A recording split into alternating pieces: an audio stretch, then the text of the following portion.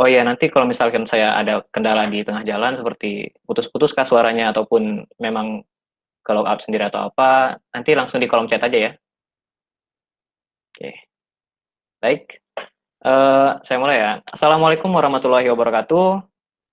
Selamat malam semuanya. Salam sejahtera untuk kita semua. Baik. Sebelumnya nih saya bakal terima kasih banyak banget ini pada peserta yang memang antusias banget untuk ngikutin di webinar kali ini. Apalagi nih teman-teman yang udah ikutin webinar dari webinar 1, 2, 3, 4 dan sampai yang kelima ini. Wah, apresiasi besar buat kalian semua, oke? Makasih banget. Dan kedua itu nanti ada terima kasih banyak kepada pemateri kita, yaitu nanti ada dari pihak Coding Studio dan bakal ngejelasin apa itu tentang cyber security. Pokoknya nanti bakal excited banget dan nggak mau kalah lah, itu memang tertarik banget dan saya sendiri pun tertarik dengan itu, oke? Dan satu nama lagi, dan ini kita webinar ini terlaksana karena kita ada kolaborasi nih, yaitu kolaborasi dengan Coding Studio. Oke, terima kasih banyak buat pihak dari Coding Studio yang sudah mau bekerja sama dengan kita dalam webinar kelima kali ini. Oke, sebelum kita mulai, ada baiknya lah kita perkenalan dulu nih. Masa saya belum perkenalan nggak tahu siapa MC-nya gitu ya? Oke, jadi perkenalkan nama saya Abdullah Azam. Panggil aja Bang Abdul dah, cukup. Nggak usah panggil aneh-aneh ya. Bang Abdul ada cukup, oke? Nah, jadi kali ini saya akan menjadi moderator yang bakal memandu acara pada webinar kelima kali ini, yaitu yang judulnya itu adalah Prospek Cyber Security di Indonesia. Jadi teman-teman stay tune, dengerin materinya baik-baik, dan jangan sampai kelewatan. Ini materinya menarik banget soalnya. Oke, di webinar kali ini, nanti pematerinya adalah Mas Jeremy Jo. Nanti panggil aja Mas Jo gitu. Masnya sendiri yang bilang tadi gitu. Biar lebih akrab aja, lebih enak gitu. Nah, nanti dari Mas Jo sendiri yang udah pastilah materi kali ini tuh eh, bisa di bidangnya dan nggak diragukan lagi kemampuannya, dan bisalah kita ambil ilmunya untuk kita pelajari dan kita manfaatkan dan kita implementasikan nanti buat teman-teman yang memang kiranya tertarik di cyber security. Nah, seperti di webinar-webinar sebelumnya, nanti di sini bakal ada sesi penyampaian materi dari Mas Jo, kemudian nanti ada sesi sharing. Nanti sesi sharingnya itu nanti modelnya Q&A. Jadi kita dengarkan dulu pemaparan materi dari Mas Jo, kemudian kita bakal ada sesi tanya jawab seperti itu. Nah, sebelum kita mulai, ada hal yang sangat menarik nih dari kolaborasi antara dunia coding dan Coding Studio. Apa itu? Mau tahu nggak? Oke, sekarang kita punya challenge. Nah, otomatis kalau ada challenge pasti ada reward dong, dan rewardnya itu wow banget. Nah, apa itu challenge-nya?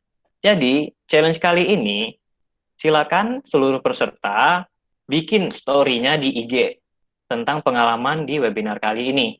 Dan jangan lupa untuk tag IG-nya Dunia Coding di @duniacoding dan IG-nya Coding Studio di @codingstudio.id. Nah, nanti bakal dikasih batas nih, kalian harus udah upload story-nya itu sampai pukul 20.00. Nah, setelah itu nanti dari kita, Dunia Coding dan Coding Studio bakal memilih 10 orang terbaik dengan story yang sangat menarik lah, 10 orang. Nah, nanti rewardnya itu adalah 10 orang ini bakal dapat kursus gratis cyber security dari Coding Studio. Gitu. Gimana? Menarik banget kan? Saya malah pengen ini dapat kursus gratis dari cyber security itu jarang-jarang loh. Ini udah baik banget sih mas-masnya dari Coding Studio nih. Mantap dah challenge-nya. Kalau saya peserta mah, saya bakal join langsung ini challenge-nya. Oke, jadi teman-teman langsung buat story ya dari sekarang nih. Nanti batas upload story-nya itu sampai pukul 20.00. Nah, gitu. Dan yang paling penting harus nge-tag dulu nih, tag @duniacoding dan @codingstudio.id. Itu ya, itu untuk challenge kita. Nah, sebelumnya masih ada yang belum masuk kali ya, atau gimana? Sembari kita juga menunggu teman-teman yang masih login, nanti jangan lupa buat teman-teman ya kasih feedback lah ke kita, baik itu dalam bentuk di grup nanti ataupun bisa ngechat langsung DM dari dunia coding juga. Soalnya feedback itu sangat membantu buat kita dan buat pembelajaran kita lah untuk webinar-webinar ke depannya gitu.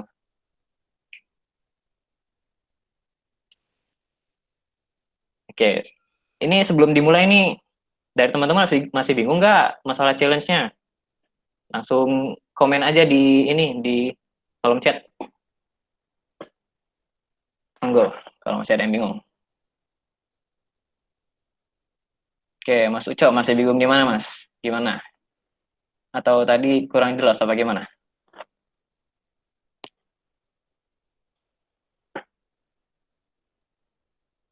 Yap, cuman story doang, tapi itu menjelaskan ya pengalaman kalian di webinar kali ini. Apakah kalian tertarik? Apakah excited banget buat kalian? Apakah wow, ini keren banget apa segala macam. Dan kita bakal pilih 10 orang untuk story yang memang sangat berkelas dan sangat menarik lah buat kita. Jadi bikin story-nya yang lebih lah istilahnya gitu. Gimana?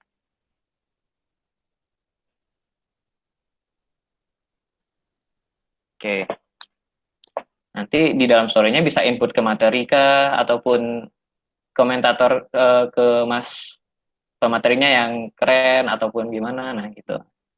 Setelah ada, yang penting bikin story dan jangan lupa tag itu tadi @duniacoding dan @codingstudio.id.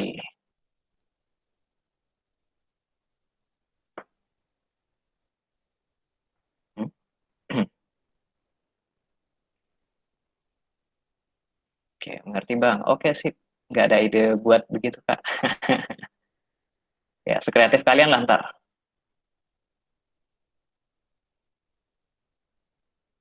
Nah, buat teman-teman nih yang udah mungkin udah masuk ke dalam dunia cyber security gitu ya, buat teman-teman yang sudah pernah itu mungkin ada nggak ya, coba aku pengen lihat nih, ada, coba di ini direspon di kolom chat. Oke, ada yang sudah belajar,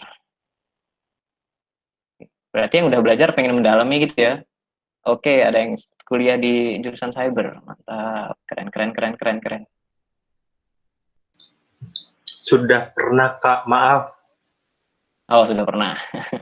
Sudah pernah, tapi pengen tahu kayak gimana yang dimaksud dengan materi tersebut ini. Apakah sesuai dengan saya pelajari apa tidak? Saya kan belajar secara otodidak. Dan Oke. di coding, dunia coding itu ada satu instansi yang mengadakan seminar.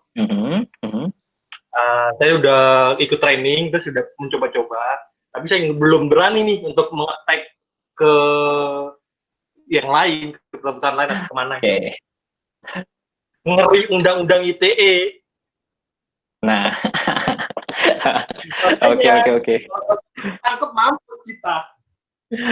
Baik. Wah, mantap ya ini Mas Ucok ya. Wah, mantap pengalamannya. Mungkin ya ini sih, kita kan belajar cyber security juga, ilmunya yang kita dapat tuh buat ini ya, buat jangan buat yang ke arah sana istilahnya, nggak sampai melanggar undang-undang ITE atau apa. Yang penting kita tahu ilmunya dan implementasinya tuh nggak ke arah yang negatif lah. Kita bisa gunakan banyak cara kok, dan implementasi dari cyber security sendiri pun tidak hanya menuju ke arah sana. Tapi seru sih memang ya cyber security ya.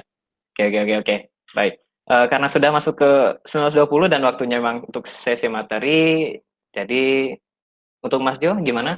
Udah persiapan atau apa? Udah matang ya semua ya? Coba cek sound dulu. Siap ya? Oke. Kedengaran suara saya? Aman. Tuh, jelas kok Mas. Oke, siap. Oke, baik.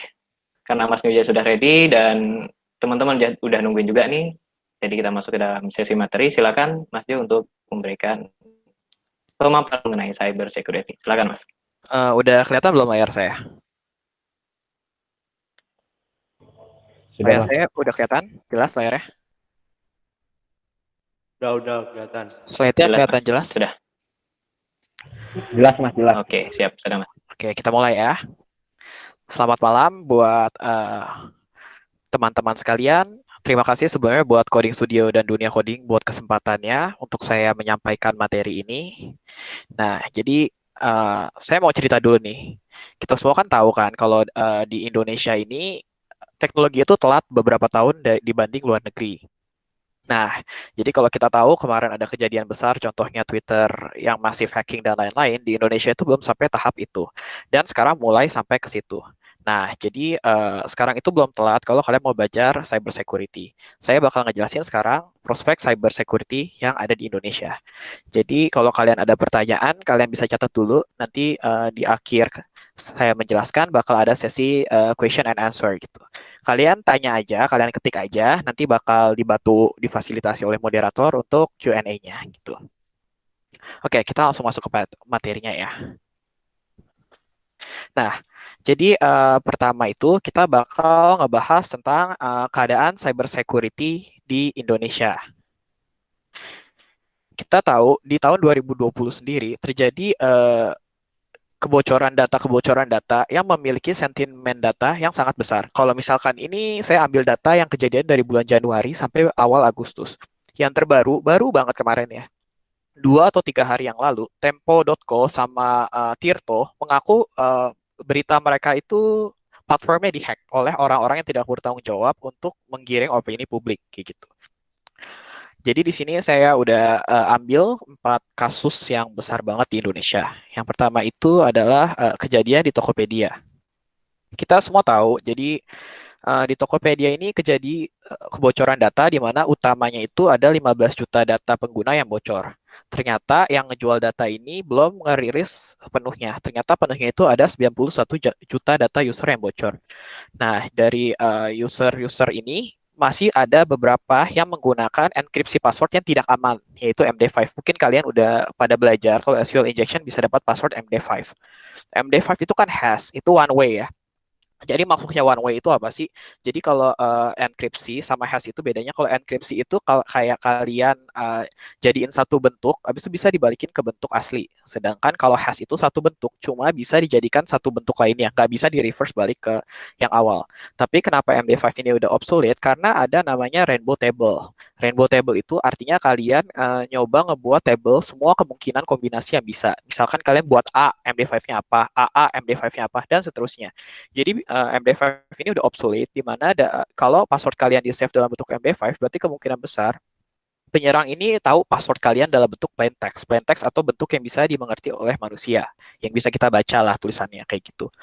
Nah, yang kedua ini juga baru banget ya, nggak sampai 1 bulan yang lalu, itu kebocoran data di platform Kementerian Kesehatan, di mana hacker ini ngejual 230.000 data hasil rapid test yang ada di Indonesia.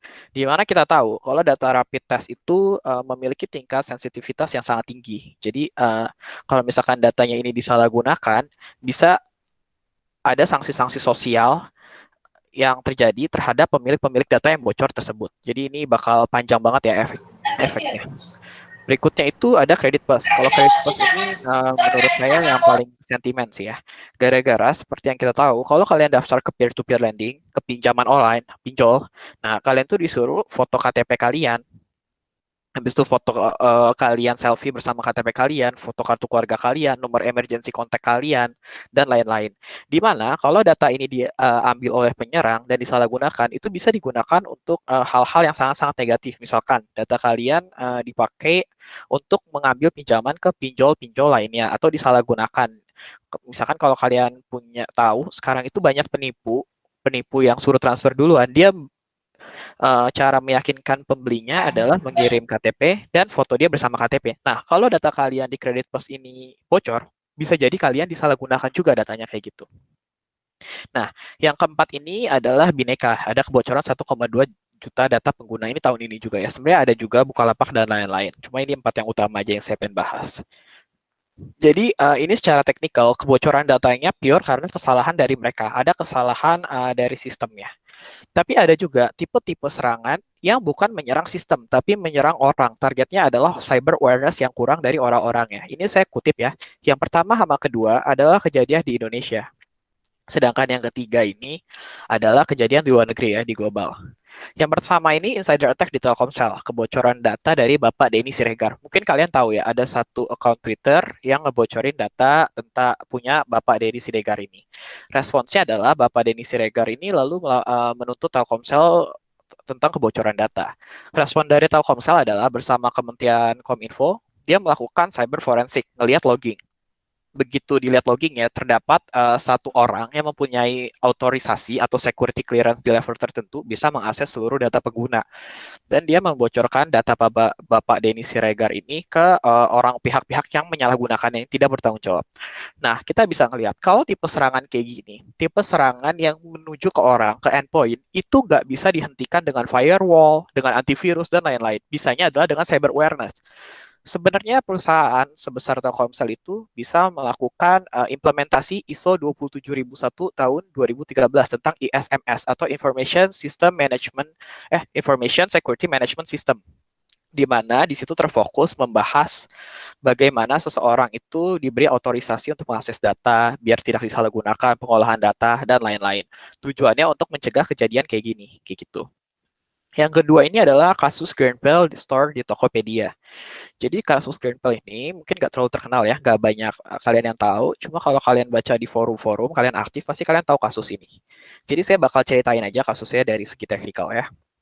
Jadi ada salah satu staff di toko Grenfell ini jualan handphone di Tokopedia. Tiba-tiba satu hari dia ditelepon sama orang yang mengaku dia dari Tokopedia, social engineering namanya. Nah, habis itu supervisor dia udah ngomong ke dia, ini adalah tidak penipuan, tutup aja teleponnya. Cuma dia ngomong orang itu meyakinkan dan gak minta data-data. Cuma nanya, gimana omset penjualan, gimana nama, gak mencurigakan, kayak gitu. Tanpa disadari, sebenarnya, mungkin kalian juga udah pada sadar ya, sekarang ini kita itu gak pakai password lagi. Kalau login ke email, login kemana, pasti pakai OTP. Kalian harus pakai handphone kalian, masukin OTP yang di SMS, atau buka aplikasi Gmail di tempat kalian pencet login, atau nggak pencet angka yang di random. Pokoknya intinya menggunakan OTP. Jadi ada 3 level autentikasi, yaitu adalah what you have, what you know, what you have, and what you are. Nah, kalau yang dulu itu what you know, yaitu password, passcode. Misalkan kombinasi dari 6 digit password sampai kalian, atau password kalian, itu. Yang kedua itu what you have. What you have itu yang sekarang di fase kita, yaitu kita punya HP buat OTP. Yang ketiga itu what you are. What you are itu kayak sidik jari dan lain-lain, kayak gitu. Nah, karena kita lagi di tahap yang kedua yang menggunakan OTP, jadi kita bisa login menggunakan OTP. Dan tanpa dia sadari, ternyata login Tokopedia itu bisa menggunakan OTP yang dikirim ke WhatsApp. Nah, jadi apa hubungannya login Tokopedia, WhatsApp, sama social engineering di telepon? Jadi hubungannya adalah kayak gini. Waktu dia di telepon di social engineering, diajak ngobrol, sehingga kalau ada orang yang mencoba telepon ke nomor telepon yang akan bilang kalau dia itu lagi on call, tanpa kita sadari, kalau misalkan ada OTP yang masuk, itu bakal masuk ke voicemail kita. Mungkin di sini kita nggak tahu ya, sebenarnya itu di Indonesia itu ada voicemail. Jadi kalau kita lagi on call, ada orang yang mau ninggalin pesan, itu bakal masuk ke voicemail kita. Nah, voicemail kita itu, seluruh voicemail, passwordnya itu default. Jadi kalau misalkan kalian tahu cara mengakses voicemail, kalian bisa mengakses voicemail siapa aja, nomor telepon siapa aja. Nah, orang yang menyerang ini tahu kelemahan itu. Jadi dia nelpon ke staffnya, begitu dia coba login ke Tokopedia, WhatsApp kirim OTP.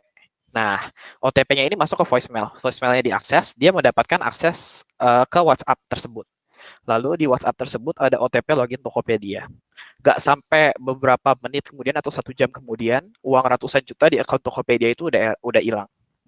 Nah, terus waktu di follow up kasusnya, ternyata Tokopedia bisa membuktikan kalau kesalahan itu bukan berada di dia, beradanya itu di endpoint dari pemilik toko ini. Kayak gitu. Nah, kalau mungkin kesalahan di Tokopedia adalah polisinya ya, di mana dia baru daftarin rekening, kok bisa langsung ditarik uang sebanyak itu, tanpa ada batas waktu menunggu, gitu-gitu. Nah, kalau yang ketiga ini bukan di Indonesia ya lah, ini internasional maksud saya. Jadi ada Twitter insider attack di mana kita tahu Twitternya Joe Biden, Twitternya Elon Musk, Twitternya pokoknya masih banyak banget orang yang kehack. Jadi gimana sih tata cara penyerangannya? Jadi kalau Twitter insider attack ini setelah diteliti, itu karena social engineering. Jadi misalkan kalian kerja di satu perusahaan itu pasti punya platform internal buat mengelola data, buat connect ke database dan lain-lainnya. Kita itu ada jenis serangan ke endpoint yang sangat-sangat tajam. Itu namanya spear mail phishing. Jadi kalau kalian tahu cara kerja email itu kita ngirim header dan ngirim konten.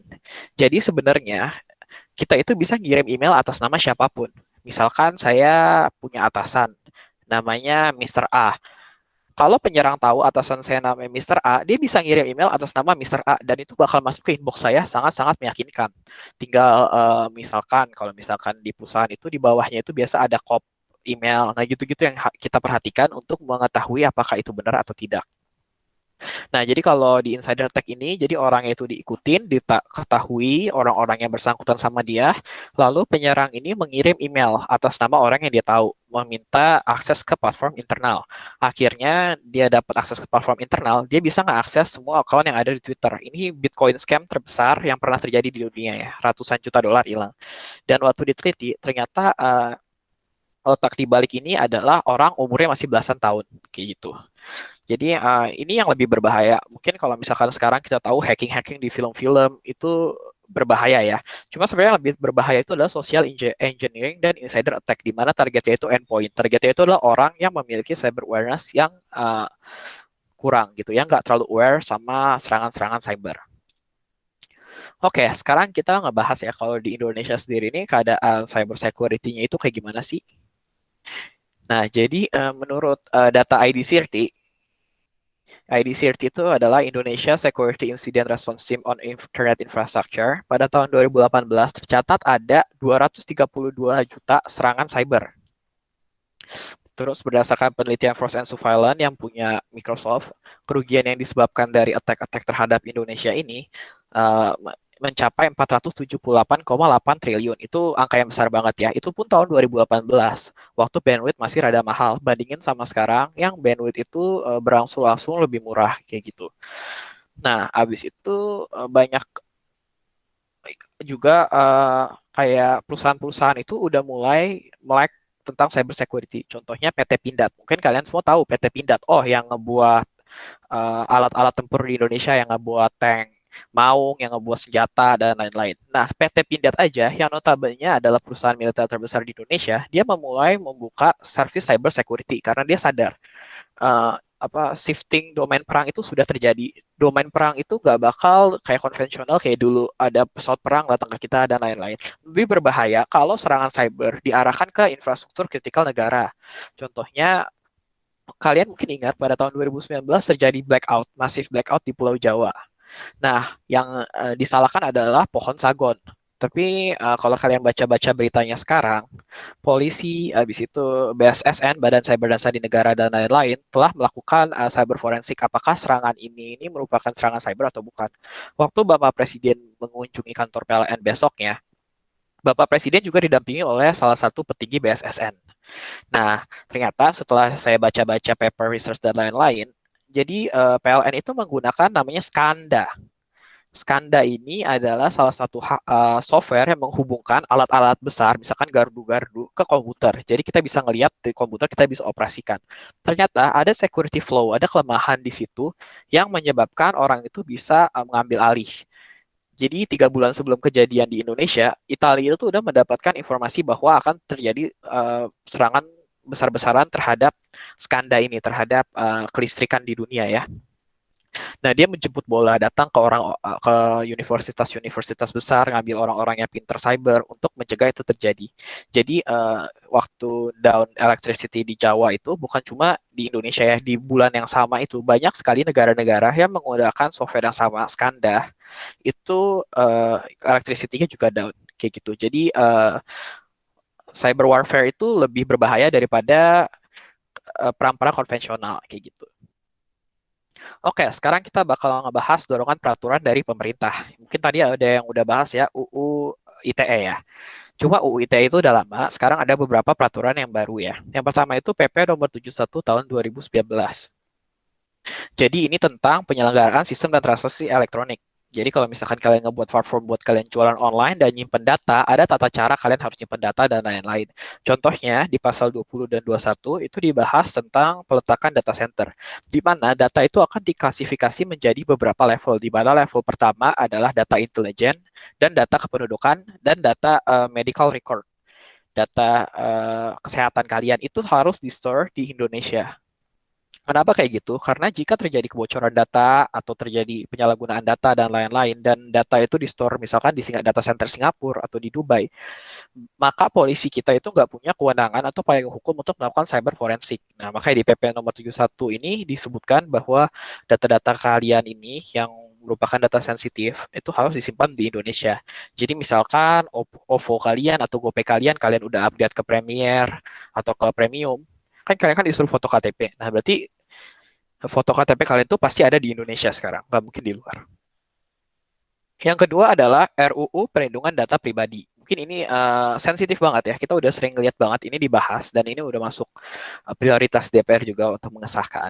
Di pasal 42 itu, ada satu pasal di mana menekankan bahwa setiap pemilik platform online harus melakukan security logging 24 jam non-stop selama 7 hari. Jadi pokoknya harus dilakukan monitoring terus. Jika terjadi kebocoran data, misalkan kayak Tokopedia kemarin, dan dalam 72 jam gagal memberikan pertanggungjawaban kepada instansi terkait dan kepada pemilik data dan kepada masyarakat, maka dia bisa didenda sampai dengan 100 miliar rupiah. Jadi ini mungkin yang ngebuat perusahaan-perusahaan mulai lebih aware ya untuk keamanan platform yang mereka gunakan.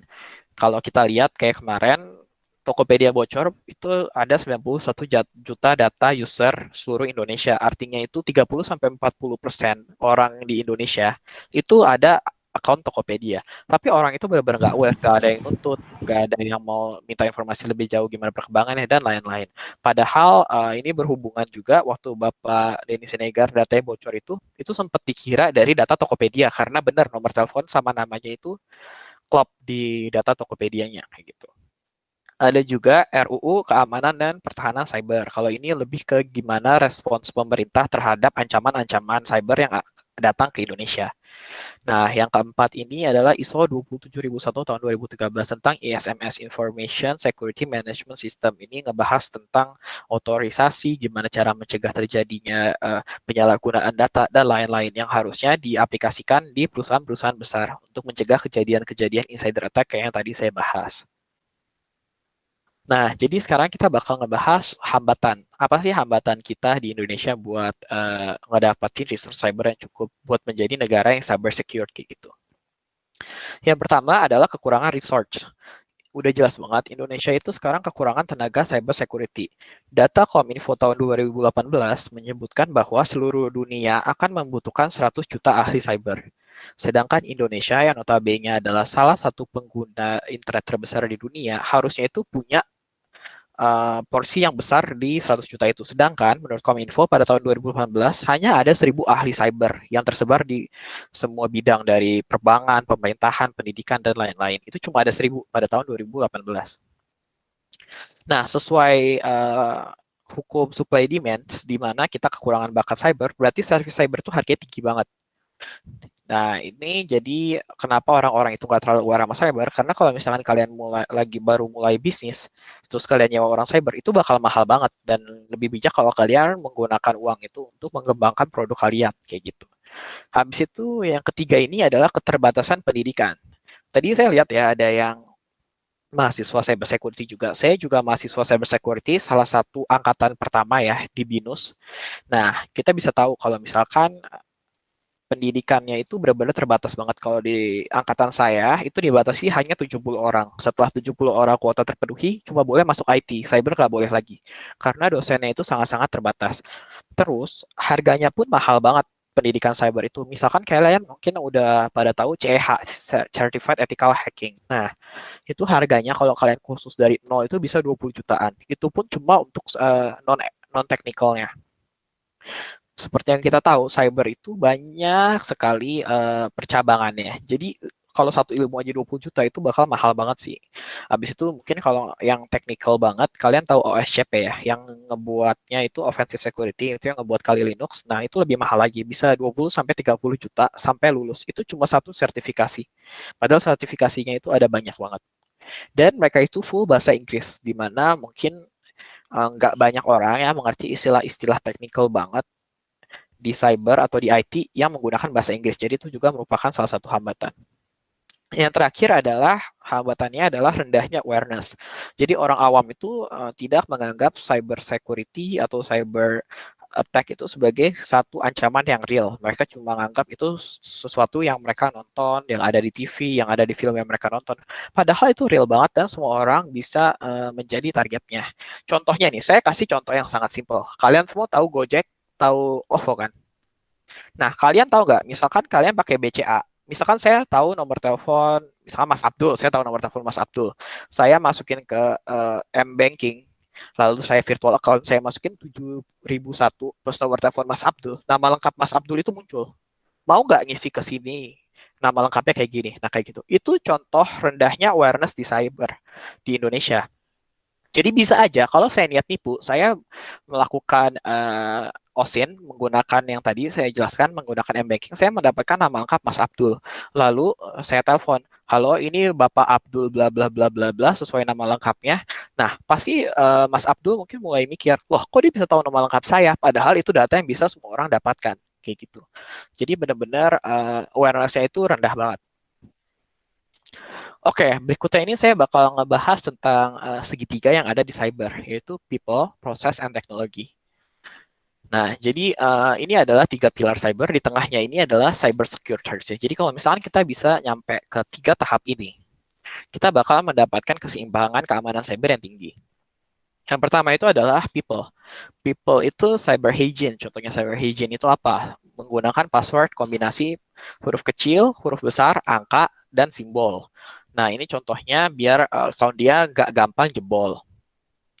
Habis itu ada juga awareness, ada juga rights and procedures. Misalkan kalau kalian pengen connect ke platform internal, kalian harus pakai VPN untuk mencegah man in the middle attack kayak gitu. Ada juga authorization control, ini berhubungan sama RBAC atau role based access control ya, di mana bakal dibuat peraturan bahwa orang yang ini cuma boleh mengakses informasi ini dan seterusnya. Ada juga physical security. Physical security ini kalau kalian di kantor-kantor, misalkan angkutan publik, nah mungkin kalian tahu ya, kalau misalkan kalian ke toilet, kalian harus nge-lock laptop kalian dan lain-lain. Ada juga teknologi. Teknologi ini antivirus, firewall, IPS dan IDS. Ini intrusion prevention system and intrusion detection system. Ada juga testing, bisa penetration testing, bisa integration testing dan lain-lain. Nah, ada juga proses. Kalau proses ini sistem management, policy and procedure, sama security audit untuk menjamin proses menuju cyber security itu terjalin. Nah, di sini kita bisa ngelihat banyak banget poin-poin yang ada di cyber security. Dan di setiap poin ini bakal ada pekerjaannya masing-masing. Kayak gitu. Misalkan security audit, berarti kalian bisa jadi security consultant. Kalau misalkan cyber hygiene sama awareness, kalian bisa jadi cyber security instructor atau trainer gitu. Misalkan kalian ngebahas right and procedure atau authorization control, maka kalian bisa menjadi information security analyst kayak gitu. Berikutnya saya akan menjelaskan jenis-jenis pekerjaan yang ada di cyber security. Di sini cara ngelihatnya adalah kayak gini. Jadi kalau yellow team ini adalah anak IT. Yellow team ini anak IT. The coders, architect, the builders, oke. Jadi yang ngebuat coding secara fungsional, dia fokus kepada fungsional coding yang dia hasilkan. Misalkan nggak buat kamera, dia fokus loginnya berhasil, cepat, datanya bagus, gitu-gitu. Habis itu ada juga yang cyber security banget, itu dua, yang satu red team, yang satu blue team. Red team ini adalah offensive security, blue team ini adalah defensive security. Lalu sisanya ini adalah gabungan. Contohnya adalah green team. Green team itu gabungan dari yellow sama blue team. Orange itu yellow sama red. Purple itu blue sama red, kayak gitu. Nah, sekarang saya bakal jelasin dari red team sama blue team dulu. Red team adalah offensive security. Contoh pekerjaannya adalah pen tester. Jadi kalian bakal dapet job di mana kalian disuruh nyobain keamanan dari website-website klien kalian. Kalian bakal berpikir sebagai penyerang. Kalian coba nyerang itu website secara terus-menerus. Coba eksploitasi itu secara terus-menerus. Lalu kalian kasih mereka written report hasil dari tes kalian. Habis itu kalian bakal ngasih apakah ada data yang bocor. Habis itu kalau kalian tahu ada CVSS kalkulator buat ngecek apakah kebocoran data ini seberapa berbahaya. Habis itu kalian juga kasih kayak rekomendasi buat perbaikinya kayak gitu. Kalau blue team atau defensive security, dia fokus kepada mitigasi serangan. Jadi dia bakal ngebuat infrastruktur protection. Dia bakal kayak misalkan kalau website ini bocor hanya di website ini, nggak boleh ada pindah ke website lain. padahal di satu server yang sama gitu. Bisa juga damage control di mana dia ngebahas tentang database ya. Jadi kalau misalkan satu user bocor, dia nggak boleh ngakses database user lainnya kayak gitu. Itu di damage control. Ada juga incident response, ada operational security dan digital forensic. Jadi kalau incident response ini kalau ada kejadian cyber security, ada serangan cyber security, Blue Team yang pertama mencoba menahan atau memperbaiki celah yang menyebabkan penyerang itu bisa masuk kayak gitu. Sekarang kita bakal bahas dari yang Green Team dulu. Green Team ini hubungan dari Yellow Team sama Blue Team. Yellow Team yang ngebuat, Blue Team ini defensive security. Di sini kita lihat ada digital forensic. Jadi Green Team ini kayak gimana sih? Green Team ini adalah yang ngebuat standarisasi agar Yellow Team, anak-anak IT itu tahu apa aja sih yang dibutuhkan Blue Team kalau terjadi kebocoran data. Contohnya, misalkan Blue Team kan butuh digital forensic. Digital forensic berarti memerlukan data, memerlukan logging, memerlukan monitoring, kayak gitu kan. Dia bakal request ke Yellow Team bahwa loggingnya harus ada ini, harus ada ini, harus ada ini. Biar kalau ada kebocoran data atau apapun, Blue Team itu gampang untuk nyari tahu tentang kebocoran data terjadi di mana, impact-nya di mana, dan lain-lain. Kalau Orange Team ini adalah gabungan dari Yellow Team dan Red Team. Red Team itu pengetahuan sebagai penyerang, Yellow Team itu pembuat. Jadi Red Team ini misalkan tahu ada SQL injection karena yang pertama itu nggak disanitize, yang kedua itu nggak dibind paramnya. Nah, Orange Team ini bakal memperbaiki coding-coding yang dibuat Yellow Team agar memenuhi standar-standar dasar, biar Red Team ini nggak terlalu mudah masuk ke platform yang dibuat kayak gitu. Kalau misalkan Blue Team dan Red Team, gabungannya itu adalah Purple Team. Kalau ini mereka berbagi informasi ya, mereka saling nyerang, saling defense. Ini bukan tim yang seterusnya ada ya. Ini ada jika dibutuhkan aja. Kalau misalkan mereka mau fixing, mau buat rekomendasi gitu-gitu. Ada juga White Team. Kalau White Team ini yang lebih ke non technical ya. Ini kan semua technical. Ada juga White Team yang nge-analyze logistik, management, compliance dan lain-lain. Ini ada quotes yang bagus banget. There are only two types of companies, those that have been hacked and those that will be. Ini di quotes ini saya ambil dari Robert Mueller, dia itu FBI Director tahun 2012. Nah, ini adalah job list-nya. Jadi kalau misalkan kalian masuk cyber security, nggak usah mikir, oh saya bakal nge-hack website ini, saya bakal nge-hack website itu, saya bakal ngambil database, saya bakal jadi black hat, nge-hack kartu kredit, nggak ada kayak gitu-gituan. Job list-nya itu luas banget, dan ini dibutuhkan semuanya. Ada penetration tester, misal kalian tahu penetration tester itu yang tadi offensive security, nyobain kelemahan yang ada di website lawan kalian. Ada security consultant, ada system security analyst, ada data security analyst, ada information security analyst, forensic analyst, ada security architect, ada IT security engineer. Ini red team yang memiliki dasar cyber security ya. Jadi dia codingnya itu bakal secure programming kayak gitu. Ada juga disaster recovery specialist. Ini berhubungan sama white team ya. Jadi misalkan ada kebocoran data di Tokopedia yang kayak udah terjadi, biasa mereka yang ngambil alih untuk pertanggungjawaban ke pemerintah, untuk membuat payung hukum dan lain-lain. Ada juga cyber security incident response team. Ada ITGRC. ITGRC ini juga salah satu cyber security ya, berhubungan ketat sama ISO 27001. Ini udah banyak banget perusahaan yang udah ada ini. Nyaris semua perusahaan udah ada ini sih sekarang ITGRC. Ada security policy analyst, saya security policy analyst. Ini yang bawah ini kebanyakan non-technical, cyber law auditor. Jadi menentukan apakah pengolahan datanya sesuai dengan undang-undang yang ada di Indonesia. Ada cyber risk analyst. Ini memperhitungkan tentang kemungkinan terjadi kebocoran data, apa yang bakal bocor, seberapa kerugian. Ada ini yang bawah ini awareness ya, cyber security instructor dan cyber security training specialist. Jadi ini untuk yang nge-training anak-anak baru masuk biar memiliki cyber awareness yang cukup rendah kayak gitu. Ini masih banyak banget job-job lainnya. Contohnya ada network engineer, ada network security, habis itu ada juga cloud security, ada IoT security. Cuma itu mungkin belum masuk ke Indonesia karena emang kita belum sampai ke tahap sana kayak gitu. Oke, udah itu aja presentasi dari saya. Terima kasih semuanya.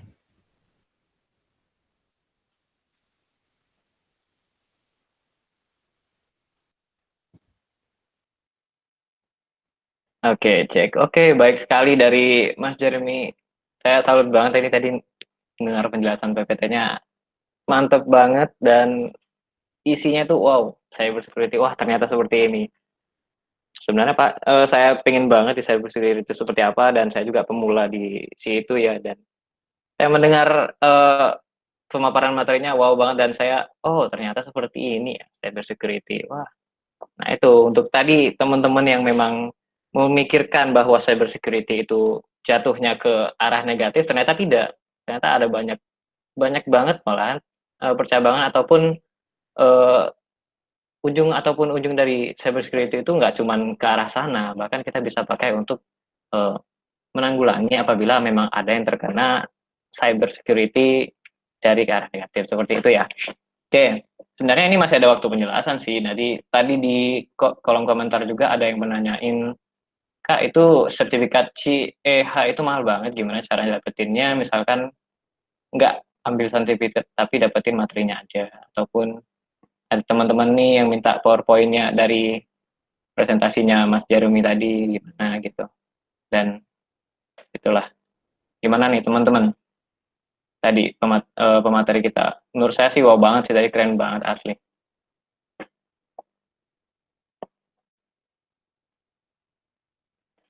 Oh ya, mungkin satu pertanyaan Mas, nanti dari Masnya dari pihak Coding Studio bakal menyediakan PDF kah, atau memang kita para peserta nontonnya ntar di YouTube Dunia Coding aja atau gimana Mas?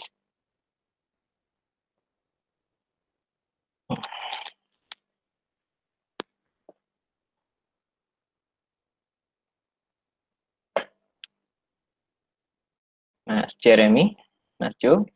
Mungkin kalau masalah itu nanti ditanyain ke Mas Calvin ya. Oh ya, oke. Siap. Oke, siap. Jadi untuk jelasnya sih buat teman-teman yang pingin materi ini dan mau ngeliat lagi dan bisa tahu penjelasannya apa, ditunggu aja ntar di YouTube-nya Dunia Coding. Oke. Oh ya, ini udah 19.53 nih. Buat teman-teman yang udah bikin story tadi gimana kabarnya? Udah pada bikin belum? Itu udah di-tag-in belum? Tag-nya @duniacoding dan @codingstudio.id. Udah ya? Gimana?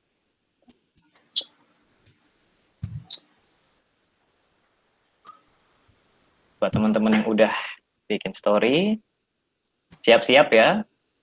Bisa jadi kalian termasuk ke dalam 10 besar yang bakal kita pilih dan mendapatkan door prize, yaitu bisa kursus gratis cyber security dari Coding Studio. Seperti itu. Gratis. Oh, pengen ikut tapi Oke.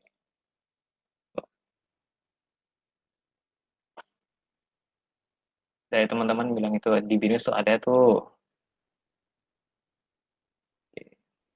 Sorry. Iya, nggak apa-apa. Oke, tadi Mas Jo sudah menjelaskan sangat detail dan sangat-sangat lengkap sekali. Sekarang kita masuk ke sesi tanya jawab.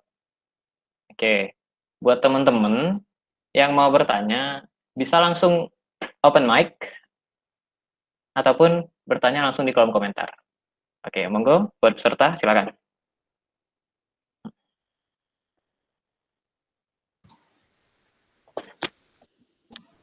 tadi Kak nanya itu gimana cara dapetin set materinya C itu tanpa harus ngambil C. Soalnya C itu mahal sekali sampai 20 jutaan. Oke, kalau CEH ya, Certified Ethical Hacking ya. Ya, saya udah tertarik di bidang itu. Kalau CEH itu lebih ke non-practical ya, dia itu lebih ke teori-teori pengetahuan di cyber security. Sebenarnya kalian bisa sih cari kursus-kursus, cuma masalahnya itu bahasa Inggris, Mas. Di Udemy atau di mana, itu harganya nggak terlalu mahal, paling ratusan ribu, kalau emang mau ilmunya. Tapi kalau saran saya pribadi, kalau emang tujuannya mau ngambil ilmu di cyber, coba ambil OSCP. OSCP. Nah, OSCP ini lebih mahal, lebih susah, tapi dia itu nggak ada expired date. Jadi kalian nggak perlu nggak retake tesnya secara terus-menerus. Nah, kalau misalkan latihannya pun lebih mudah, kalian bisa coba ikutin Hack the Box dan banyak-banyak gratis lainnya. Cuma emang waktunya untuk investasi waktu emang lebih banyak sih. Tapi kalau kembali ke pertanyaannya, kalau CEH mau dapat ilmunya, bisa cari di Google sih. Misalkan ada namanya, pokoknya kalian cari aja soal-soal CEH yang udah pernah ada. Cuma kebanyakan teori kalau itu, gitu Mas.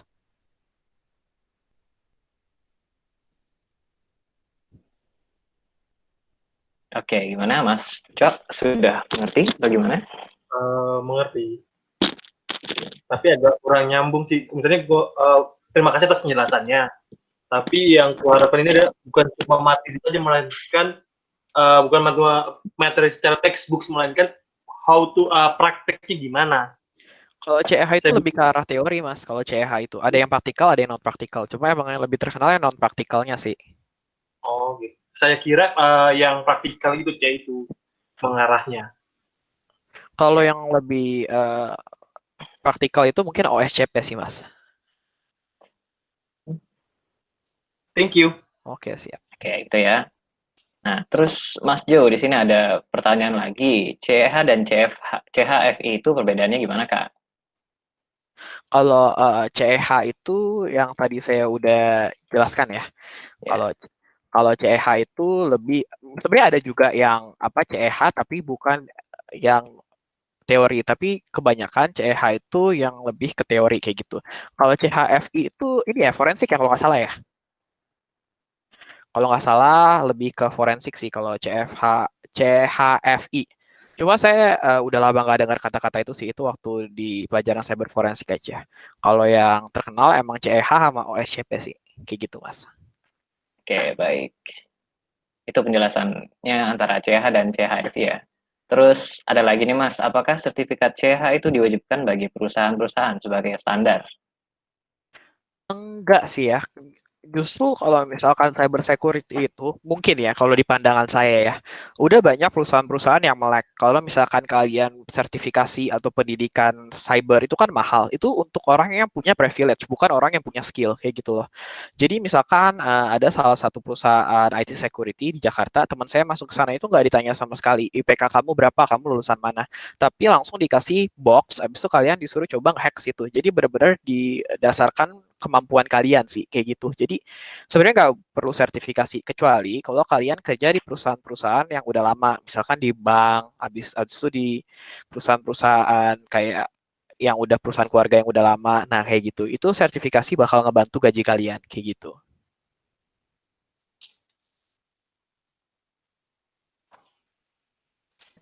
Itu ada yang harus dikuasai untuk belajar.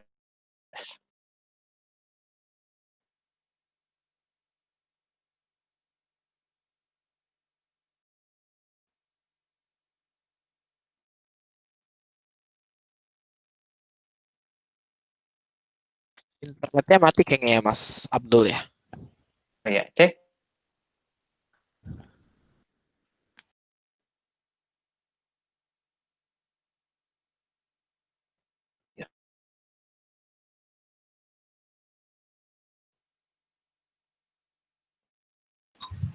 Kayaknya Mas Abdul nge-lag ya. Iya, kayaknya Mas Abdulnya lagi putus-putus. Kita tunggu dulu ya. Anjir. Mungkin kalau Nah, ada yang cek, cek, pertanyaan. cek. Oh ya, udah balik Mas Oh Abdul. ya udah, oke. Oke, maaf ya tadi sedikit gangguan. Nah, terus tadi ada yang nanya nih Mas di kolom komentar, buat pemula yang ingin belajar cyber itu kira-kira basic yang dikuasain itu apa aja ya Mas? Gitu. Cyber itu luas banget ya. Ada web hacking, ada reverse engineering, ada binary exploitation di CTF. Yang kalian ikut CTF pasti tiga hal itu tahu banget. Tapi ada juga banyak-banyak jurusan lain. Misalkan ada cyber law, habis itu yang non technical kayak gitu ya. Ada juga security analyst kayak saya dan lain-lain. Kalian itu harus menentukan dulu kalian itu sukanya yang mana kayak gitu. Dan yang emang dibutuhkan sama industri itu yang mana kayak gitu. Setelah itu kalian bisa mulai cari-cari informasi. Jadi nggak melulu cyber itu technical dan harus bisa coding dan harus bisa apa. Tapi emang kalau misalnya kalian mau ke arah technical kayak saya, emang diharuskan bisa pemrograman kayak gitu. Iya, CTF capture the flag. Oke, gitu ya untuk yang teman-teman yang masih pemula di cyber mungkin bisa ikutin saran Masnya tadi. Nah, terus dari Mas Arya itu next webinar kira-kira ada materi network security nggak ya? Oh, untuk next webinar teman-teman bisa polling ya, bisa hubungin ke dunia coding langsung. Kalian sebenarnya pengen webinar tuh apa aja sih? Ataupun kalian pengen ngikutin webinar apa materinya yang kalian inginkan. Dan itu bakal jadi pertimbangan buat dunia coding untuk membuat webinarnya. Jadi kalian ngomong aja ke dunia coding buat next webinar tuh mau bikin seperti apa gitu. Itu ya. Terus selanjutnya untuk ini ada bertanya Kak tentang skill apa yang harus kita miliki di cyber security gitu. Mungkin umum aja lah ya. Gimana Kak? Iya, kalau di cyber security ya, kalau emang kalian mau ke arah teknikalnya, ya kalian harus bisa itu sih. Kalian harus bisa coding, bahasa programan yang sering kepake. Kalau saya lebih ke arah web. Kalian harus bisa PHP native, ngerti setiap cara kerjanya. Terus kalau tools-tools itu pakai Python, udah pasti pakai Python. Saya bisa Python, bisa Ruby, bisa apa, tapi kalau emang untuk paling dasar, paling aman itu belajar Python sih, sampai benar-benar paham banget Python. Gara-gara tools-tools juga, misalkan kalian lihat exploit DB atau ngeliat CVE, kebanyakan POC-nya, proof of concept-nya juga menggunakan bahasa programan Python, kayak gitu. Oke, itu ya buat yang dasar-dasar lainnya yang kita kuasai untuk cyber security awal gitu. Untuk pertanyaan selanjutnya nih ada 2 pertanyaan nih Mas dari Jovial Fahrurazi. Yang pertama, apa hubungan kerugian serangan cyber security dengan harga bandwidth yang semakin murah? Dan yang kedua itu ada forum-forum yang disaranin buat ikut mendalami cyber security kira-kira apa ya gitu. Monggo Kak, silakan. Oke, pertanyaan pertama, hubungannya kerugian serangan cyber security dengan harga bandwidth yang makin murah ya. Itu hubungan yang tidak langsung. Jadi contohnya itu semakin murah bandwidth, semakin banyak orang yang menggunakan internet kayak sekarang. Kita bisa lihat misalkan Mas Gojek atau Mas Grab semua pakai internet karena internet itu jadi lebih terjangkau, lebih bisa dipakai sama semua kalangan. Karena jumlah penggunanya naik sehingga serangan cybernya juga naik kayak gitu Mas. Jadi misalkan dulu cuma ada targetnya cuma 100 juta, tapi sekarang karena internet itu bisa dicapai sama nyaris seluruh orang di Indonesia, jadi targetnya itu bisa berlipat-lipat ganda. Jadi serangannya pun juga meningkat kayak gitu. Kalau forum yang disarankan buat mendalami cyber security ya, sebenarnya banyak sih. Kalau misalkan kalian mau dasar banget, mungkin kalian ikutin yang ada di Facebook sih. Tapi kalian jangan cari yang hacking-hacking yang aneh-aneh ya. Emang tujuannya untuk pembelajaran. Saya nggak bisa nyaranin nama sih ya, karena kalau saya sih ikutin yang internasional. Contohnya Cyber Security Hub, ada di Reddit juga, dan lain-lain. Kayak gitu, Mas. Oke, jelas ya, jelas banget malahan. Nah, tadi untuk Mas Dava yang pertanyaannya apakah programming dan networking harus dikuasai untuk cyber itu udah tadi ya. Untuk programmingnya itu bisa menggunakan Python dan networkingnya juga tadi udah dikasih tahu. Terus untuk Mas Aldri itu ada kalau ikut seminar CH itu worthy nggak sih kalau buat magang dan melamar kerja? Itu gimana Mas kira-kira? Kalau sertifikasi CH itu worthy nggak buat magang atau melamar kerja? Nah, itu yang tadi saya bilang sih, kalau misalkan di perusahaan-perusahaan konvensional mungkin masih bisa membantu ya. Tapi kalau di perusahaan-perusahaan yang udah modern, yang digital, gitu lebih fokus ke skill kalian gitu loh. Karena CH kita tahu mahal kan, nggak semua orang punya privilege untuk mendapatkan itu, kayak gitu. Jadi emang menurut saya sih kalau sekarang lebih fokus ke skill kalian sih. Cuma itu emang bakal jadi nilai tambah, tapi bukan nilai utama, kayak gitu, Mas. Nah, oke. Terus ini Mas, kalau misal cyber security itu penting nggak sih kalau misalkan kita aplikasiin di sistem IoT? Penting banget sih ya kalau misalkan kalian tahu di Indonesia kan CTF itu kan masih gitu-gitu aja kan. Kalau misalkan di luar negeri itu CTF itu udah benar-benar semua hal bisa dihack. Lampu kalian bisa dihack. Kalau kalian lihat ada namanya Max, itu dia bisa ngehack lampu di bandara, bisa ngehack lampu jalanan diijoin semua dan lain-lain. Itu kan termasuk IoT kan. Itu penting. Cuma emang Indonesia porsinya belum sampai situ kayak gitu. Tapi penting, dan kalau kalian nonton ada satu channel YouTube namanya Live Overflow, ada namanya Real Life Hacking yang di Chinese. Itu dia ngehack mobil. Mobil kan ada IoT kan, ada GPS, auto drive dan lain-lain.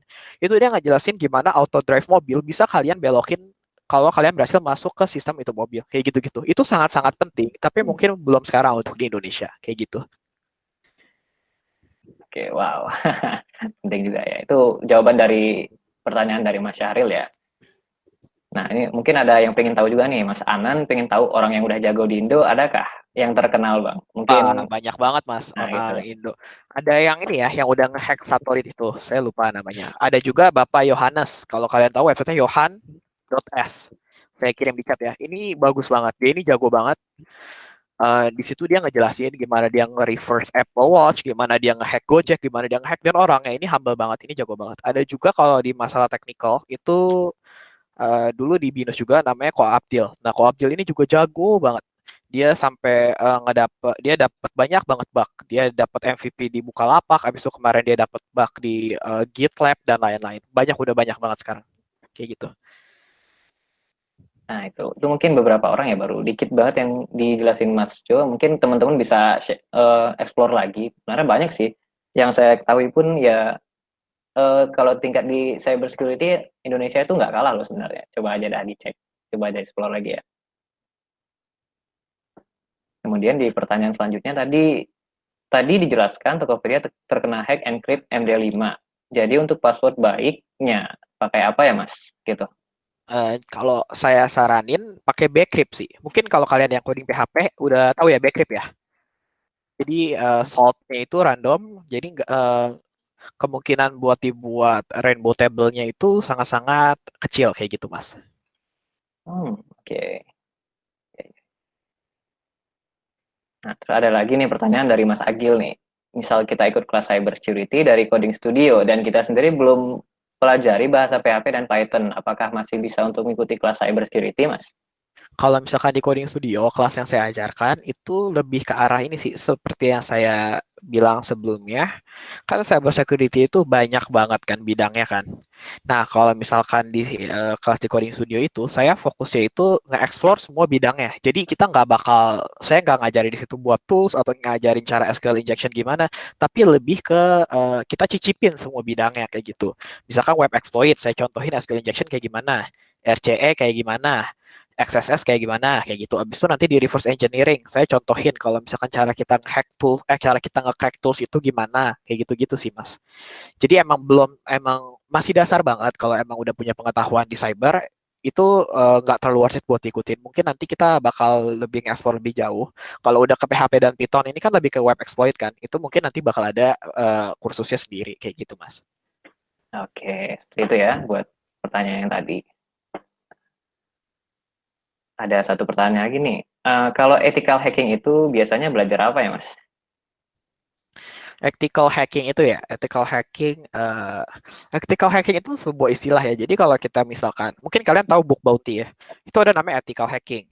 Nah, ethical hacking ini tata cara gimana kita melakukan hacking. Contohnya, kalian nggak boleh nge-disclosure sebelum dilakukan patch. Kalian cuma boleh ngelapor ke beberapa orang, nggak boleh nyebarin. Habis itu, kalian nggak boleh ngeeksploitasi sampai batas-batas tertentu. Kayak gitu sih, Mas, dia itu. Oh, berarti ethical hacking itu kayak kode etik ya, istilahnya yang Ya, benar-benar. Jadi larangan-larangan dan batasan gitu ya. kita melakukan hacking, melakukan percobaan mengambil alih, tapi kita punya etika-etika tertentu biar nggak merugikan si pemilik server tersebut, kayak gitu, Mas. Oke, baik sekali. Ngerti, paham. Kita ngomongin cyber security dari tadi ada dari Mas Fadil nih, berasa main watchdog, gila ya.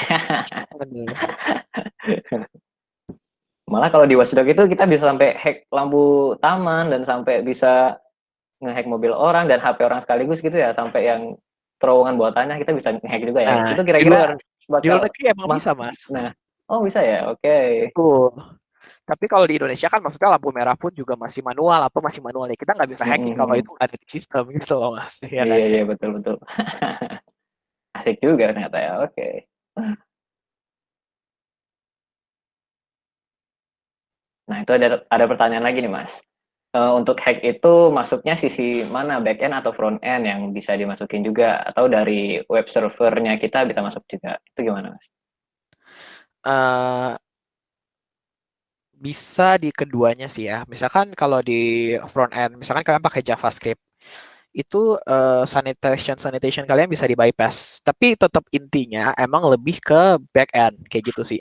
Tapi di front end pun bisa. Misalkan start XSS itu cross-site scripting. Jadi itu bisa nyolong cookies kalian. Tapi tetap emang serangannya akhirnya di back end. Tapi di front end juga memungkinkan kayak gitu, Mas. Di web server juga bisa, ya benar. Nah, jadi itu jawabannya ya untuk Mas selancar internet, oke. Untuk ada pertanyaan lagi nih, Parrot OR recommended nggak sekarang, Mas, kalau untuk Parrot OS? Kalau saya pribadi, saya cuma menggunakan Kali Linux karena Kali Linux toolsnya udah lengkap. Kalian nggak usah download lagi, semua tools hacking udah ada di sana, kayak gitu.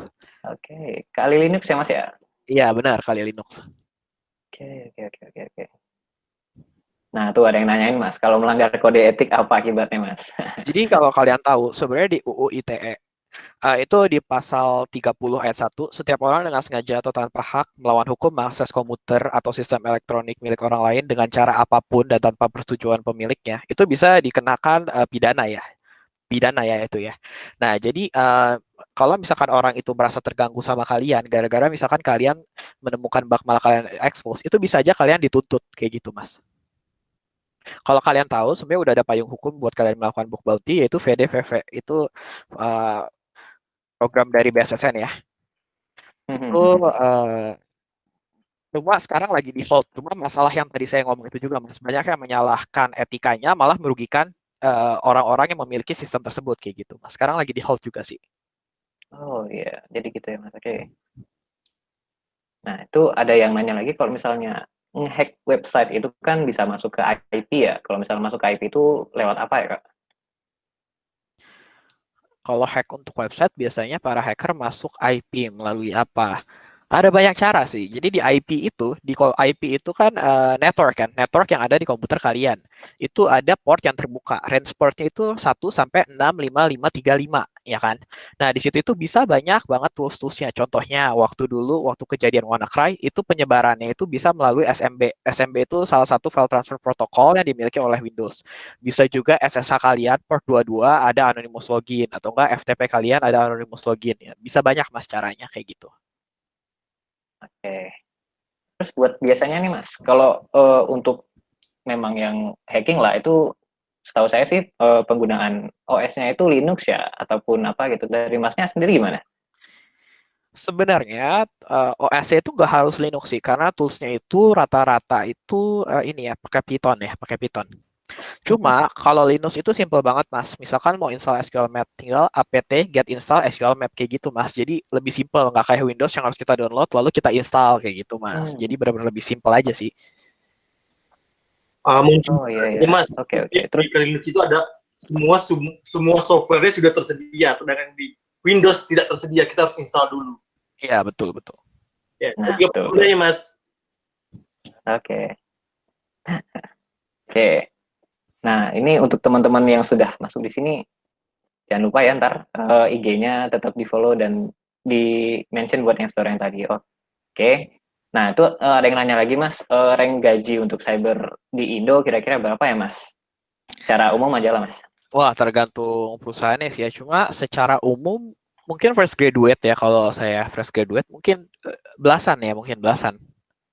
Oh, Belasan belasan. juta mungkin, Oke, iya. belasan. Lumayan lah ya. Iya, benar.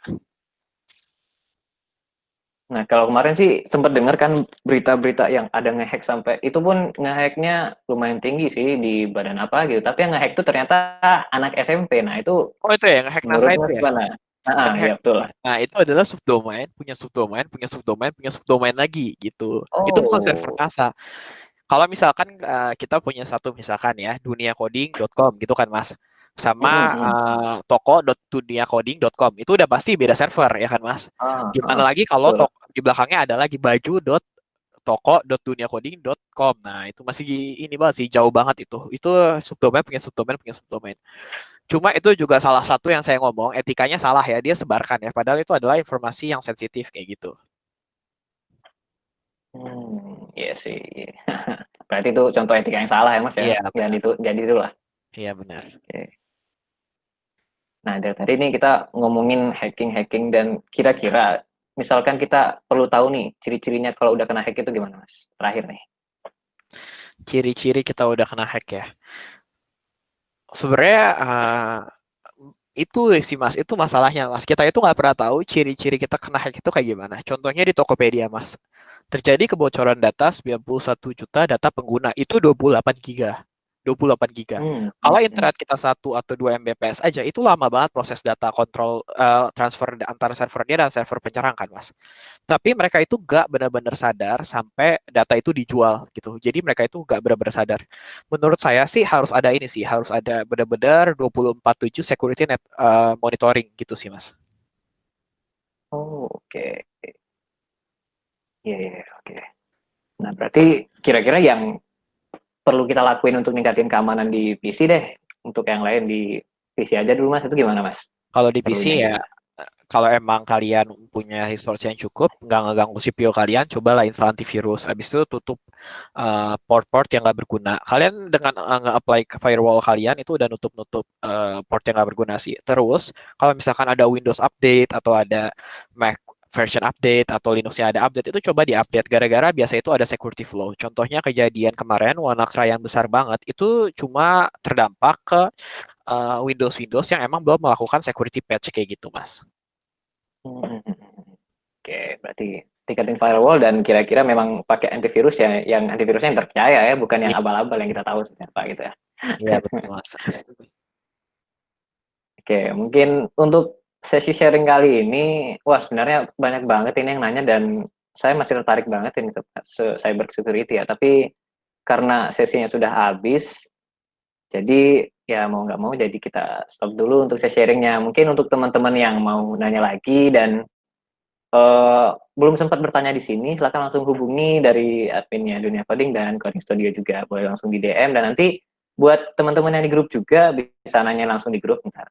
Dari admin Dunia Coding bakal forward ke Coding Studio nanti. Nah, nanti jawabannya bakal langsung dari Mas Joko. Jangan khawatir, oke? Nah, karena udah selesai untuk sesi tanya jawab. Aduh, sayang banget sih.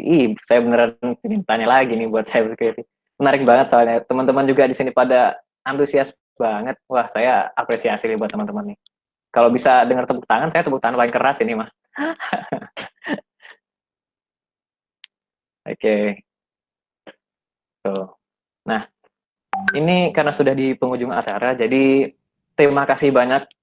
Terima kasih banyak lagi buat teman-teman yang sudah meluangkan waktunya dan sudah mau ikut webinar kali ini dan apalagi yang partisipasinya yang wow banget dan antusiasnya keren banget, keren habis pokoknya. Saya salut dah buat teman-teman semua. Dan tidak lupa juga terima kasih banyak lagi buat Mas Jo yang kece banget dan asli keren banget. Saya sendiri yang nggak tahu apa-apa tentang cyber nih, lumayan paham lah dan tahu lah apa itu cyber dan arahnya kemana. Pokoknya mantep dah Mas Jo. Siap. Oke, Ya, ya, terima salut. kasih, Oke, Mas. terima kasih Terima buat kasih. ilmunya. Makasih buat materinya. Wih, komentarnya rame. Nah, oke.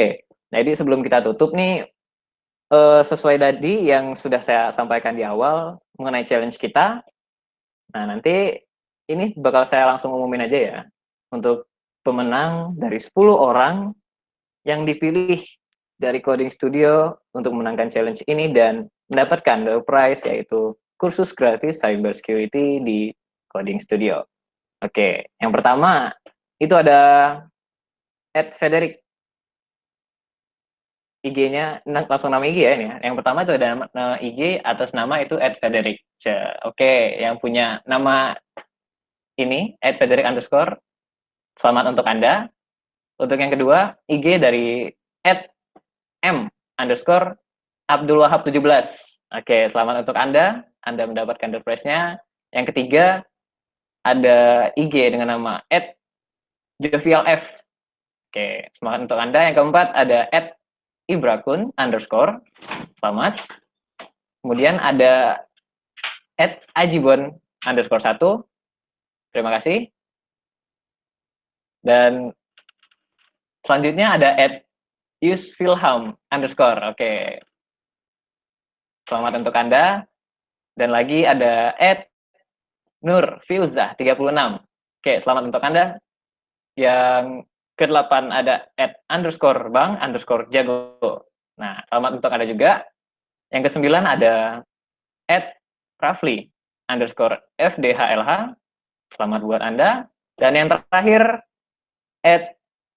@yofi for trano 18 underscore. Oke, itu 10 pemenang yang berhak mendapatkan door prize yaitu kursus gratis mengenai cyber security dari Coding Studio.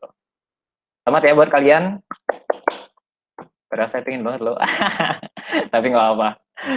Saya relakan untuk para peserta yang ada di sini dan antusiasnya wow banget. Nah, itu. Oke. Nanti dari saya mau ngecek lah nanti di IG-nya Dunia Coding dan Coding Studio gimana sih tadi story-nya saya belum sempat lihat ya. Oke. Itu. Selamat ya buat kalian bersepuluh. Duh, saya jadi iri nih, jadi pengen. Oke, mungkin nanti saya bisa dapat lagi dah. Pokoknya saya optimis, saya belajar dulu, ntar langsung hubungin Coding Studio. Oke, sip. Terima kasih banyak buat Coding Studio juga yang sudah kolaborasi dengan kita, dengan dunia coding, untuk melaksanakan suksesnya dari webinar kelima kali ini. Terima kasih banyak. Oke, karena sudah di penghujung acara, jadi ada pengumuman sedikit nih dari teman-teman. Yang tadi pengumuman pertama udah buat kalian 10 orang yang berhasil mendapatkan door prize. Dan yang kedua, nanti bagi teman-teman peserta di sini yang ingin memperoleh sertifikat di webinar kali ini, bisa langsung menghubungi admin dunia coding ya. Dan nanti untuk mendapatkan sertifikat, nanti dikenakan charge sebanyak Rp10.000. Seperti itu. Nanti kontaknya dunia coding bisa dihubungi di grup kita di webinar kelima kali ini. Cek aja ntar di grup, ada di definisinya di situ ada. Nah, tapi jangan lupa ya, ini bagi yang mau aja. Buat teman-teman yang mau sertifikat dari webinar kali ini, silakan hubungin. Charge-nya jangan lupa 10.000, langsung hubungin admin dunia coding. Nah, sertifikat itu nanti bakal ready H+3 dari sekarang. Tapi teman-teman harus melakukan pembayaran H+1 dari sekarang, oke? H+1, berarti besok, oke?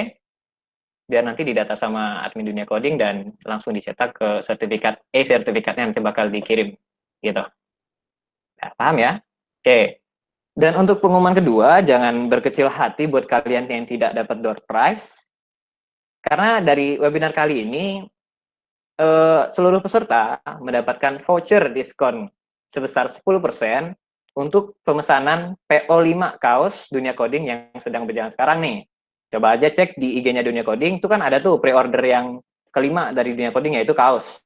Nah, buat teman-teman yang ikut webinar kali ini, kalian mendapatkan voucher diskon sebesar 10%. Nanti untuk klaimnya langsung hubungin admin dunia coding juga ya. Gitu. Nah, untuk teman-teman yang belum dapat door prize di webinar kali ini, jangan takut, jangan ragu, dan jangan sedih. Insya Allah kita bakal adakan lagi webinar ke depannya. Dan pasti bakal lebih seru dan door prize-nya lebih menarik. Jadi, ikutin terus webinar kita, dan kalau kalian ada saran, kalian ada pingin belajar sesuatu dan ingin diangkat di webinar kali ini, langsung aja DM ke IG-nya Dunia Coding, karena saran kalian membantu kita. Feedback jangan lupa ya, feedbacknya silakan di-share di grup juga nggak apa-apa. Dan sekali lagi, terima kasih banyak untuk semuanya. Untuk peserta yang sangat interaktif dan antusiasnya tinggi sekali. Untuk Mas Jo yang penjelasannya keren banget, cool dah. Dan untuk kolaborasi kita dengan Coding Studio juga baik, sangat baik sekali. Nah, oke, sebelum kita tutup, aku pengen ini nih, teman-teman bisa open cam nggak? Nanti tak screenshot, bakal jadi dokumentasi. Boleh ya, boleh ya. Ayo open cam aja dah, open mic-nya nggak usah, open cam aja. Gimana? Saya. Yo. Ayo dong, open cam dong, ayo.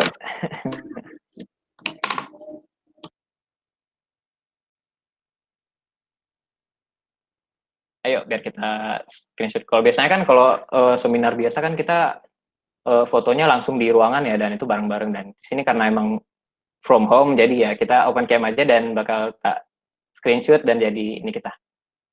Jadi dokumentasi. Oke. Gimana teman-teman? Tak tungguin 2 menit nih. Sekarang 20.25, tak tunggu sampai 1 menit deh. Kelamaan ya kayaknya ya. 20.27 yuk, open cam semua yuk. Oke. Gimana? Udah semua open cam? Kalau mau bergaya silakan, nggak apa-apa. Pose apa segala macam nggak apa-apa kok. Oke. Gimana?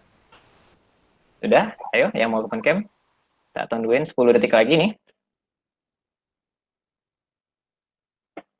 Oke. Oke, siap. Udah ya. Nah, kita hitung mundur 5 dari 5 nih untuk mulai. Oke, 5, 4, 3, 2, 1. Cheers. Oke, baik. Terima kasih buat teman-teman semua. Terima kasih atas antusiasnya dan terima kasih juga untuk pihak-pihak yang sudah membantu kita dalam webinar kali ini. Saya Abdullah Azam undur diri. Kalau ada kesalahan dan baik kata maupun perbuatan saya mohon maaf. Billahi taufiq wal hidayah. Assalamualaikum warahmatullahi wabarakatuh. Selamat malam semuanya. Selamat malam. Malam. Malam. Makasih, Mas. Jangan lupa ya. Jangan lupa materinya ditunggu di YouTube kita. Stay tune terus. Sampai ada suara tepuk tangan dong. Salut.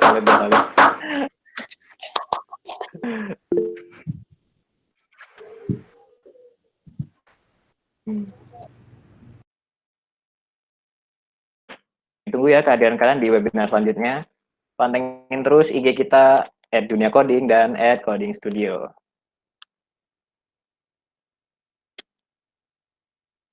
See ya. Thank you.